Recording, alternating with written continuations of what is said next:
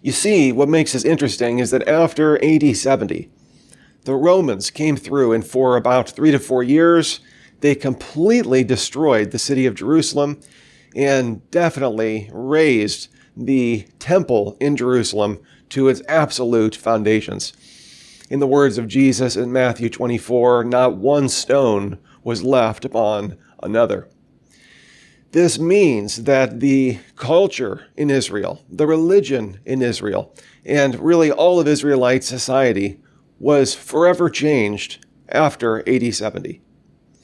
Yet, as archaeologists have uncovered the debris and the trash underneath the ground of Israel, what they've discovered is that the New Testament authors, in particular the Gospels, they were able to describe the correct socio-cultural religious setting before AD 70 and before all of Israelite culture was disrupted forever. Let's look at this for a moment, just to give you some ideas. Let's begin with the subject of geography. The New Testament authors know the geography in ancient Israel. Just a few examples will suffice. For example, the Sea of Galilee. The Sea of Galilee. What we see from Matthew, Mark, and John, I almost said Luke, Matthew, Mark, and John say that the Sea of Galilee is actually called a sea.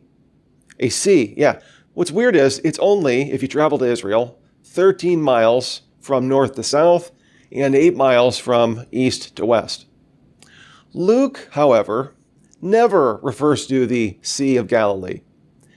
As a good Gentile man, he refers to it as the Lake of Galilee. Now you say, why would that be the case? Well, Matthew, Mark, and John, as we've studied, were Jewish authors, and they lived in Israel, which wasn't landlocked by any means, but the Jewish people weren't, by and large, seafaring people. Luke, however, traveled with Paul all the way through Asia Minor and the Roman Empire, and he traveled the Aegean Sea, the Adriatic Sea, the Mediterranean Sea. He knew what a sea was. In the words of Crocodile Dundee, that's not a sea, this is a sea, right? For children of the 80s, that's not a knife, this is a knife. So when he looked at the Sea of Galilee, he said that's a lake. So he never calls it the Sea of Galilee, only a lake. Whereas the other gospel authors had never seen large bodies of water, and so they call it the Sea of Galilee. Moreover, we see that the gospel authors are able, in particular John, is able to distinguish between Cana in Galilee from Cana in Sidon. So these two towns were both called Cana, but John knew which one was which. Moreover, John knows in John chapter 11, verse 54, that Ephraim was, quote, a town near the wilderness. And as we see right here, it's right on the border of Samaria, and it is buttressed right up against the wilderness in the greater region of Israel. We see that the gospel authors know that it is a one-day trip going from Cana to Capernaum. They also know that it is a 2-day trip moving from Bethany beyond the Jordan to Bethany in the region of Judea.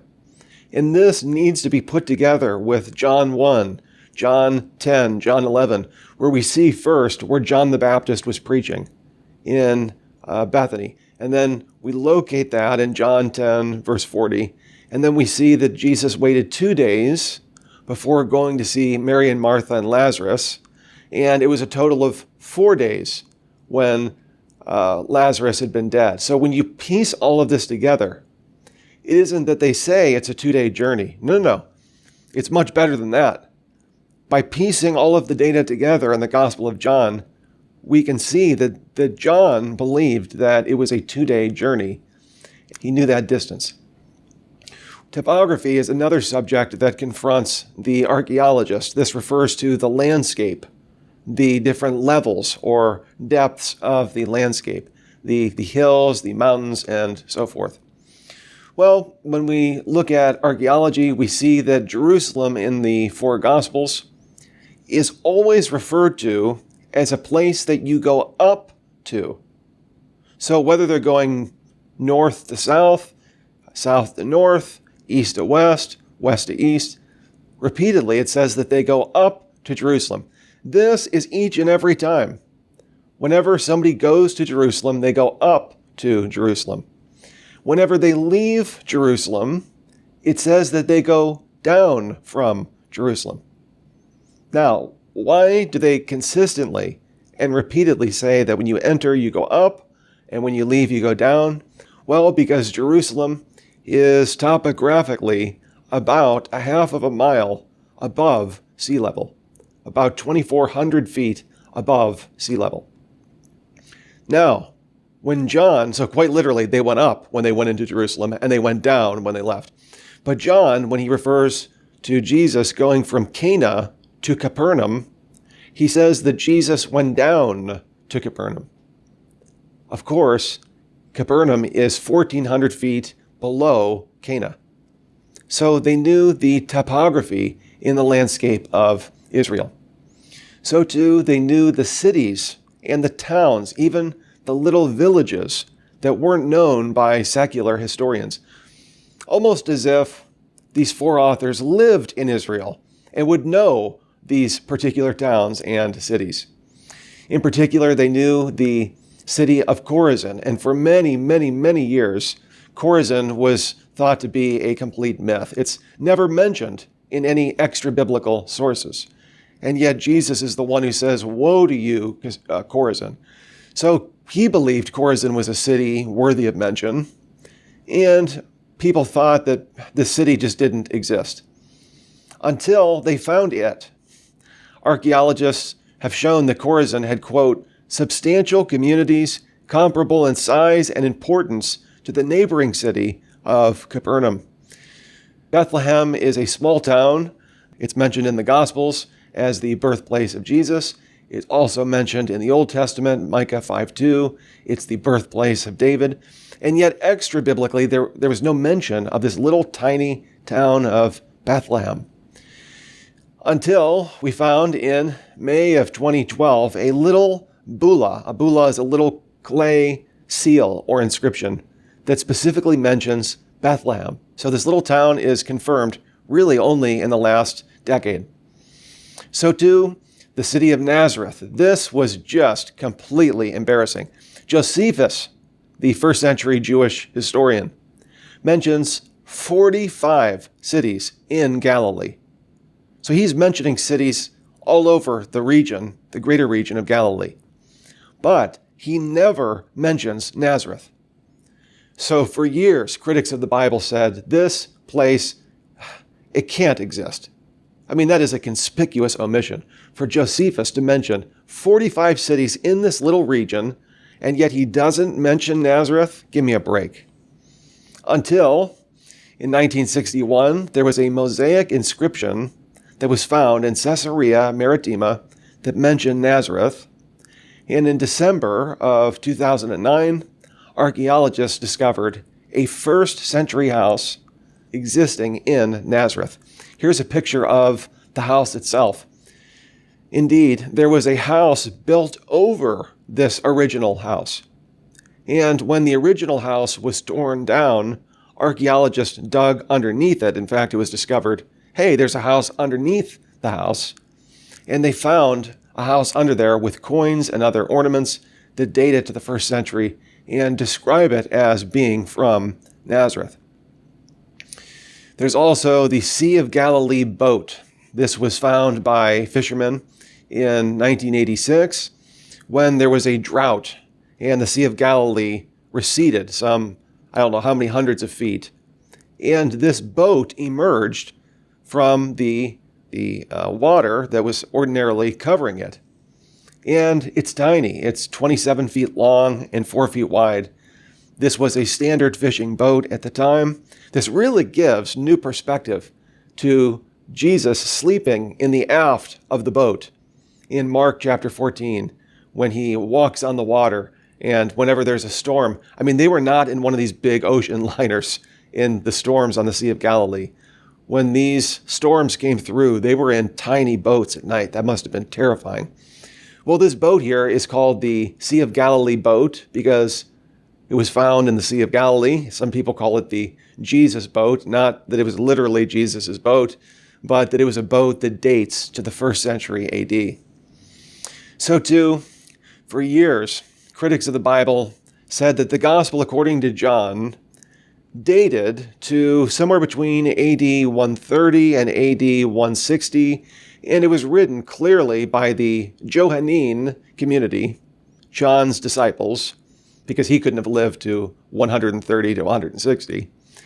And because he uses so many different Alexandrian Greek motifs in his gospel, this must have been written from Alexandria, Egypt.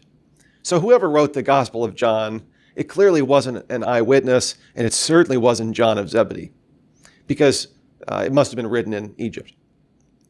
Well, they looked at this passage in John chapter 5, verse 2, where it refers to the pool of Bethesda. And it mentions that the pool of Bethesda had 5 porticos, or porches inside of the pool.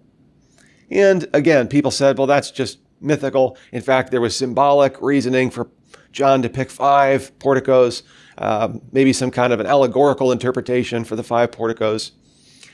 Until the 1890s, when archaeologists uncovered a pool in Bethesda, and it didn't have 1 portico, or 2 porticos, or 3, 4, 6, 7, or 8 porticos. It had 5 porticos, precisely as John described.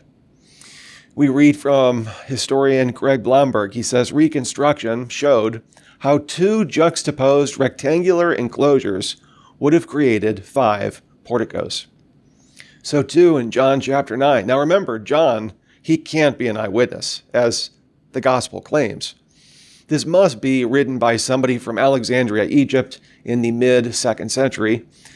So when he mentions the pool of Siloam, oh, come on. It's not that there actually was a pool. He's inventing this. Until they uncovered the pool in Siloam.